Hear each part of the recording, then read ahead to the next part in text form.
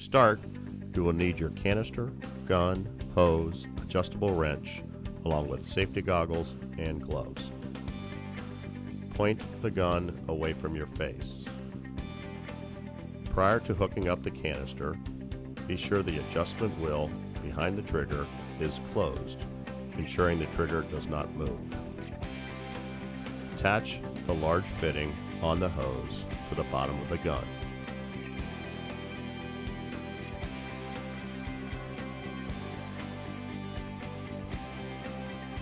Securely tighten using the wrench. Do not over tighten. Remove thread protector from canister valve. Attach smaller hose fitting to canister hose valve. Use caution not to cross thread. Once the threading is finger tight, use your wrench to tighten the fitting completely. With the gun pointed in a safe direction, slowly open the valve on the cylinder and carefully check hose for leaks at gun and cylinder.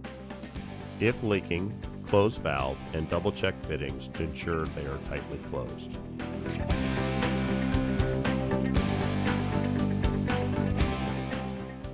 Be sure valve is fully open. You will leave this valve open until cylinder is empty and you are ready to move the gun and hose to a new cylinder.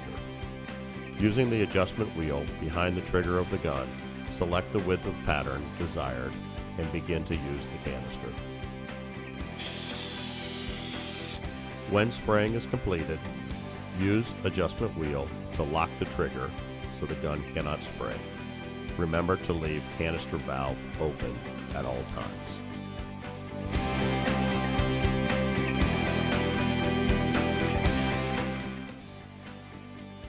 When the canister is empty and you are ready to disconnect the gun and hose, close the valve on the canister. With the valve closed and gun pointed away from user, pull the trigger to purge any residual glue before disconnecting from canister. Keep trigger pulled until nothing comes out of the gun. It is now safe to disconnect the gun and hose. Empty canister is now ready for proper disposal. There are different sizes of canisters available for purchase dependent upon your individual needs. The smaller canisters are disposable. To dispose of the smaller cylinders, make sure valve is pointed in a safe direction. Open valve to release any residual propellant or glue.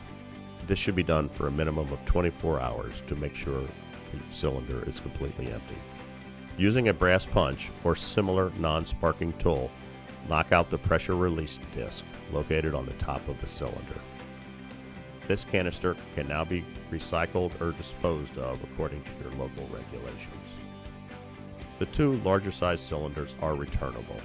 Contact your local distributor for removal or call the 800 number on the cylinder for further instructions.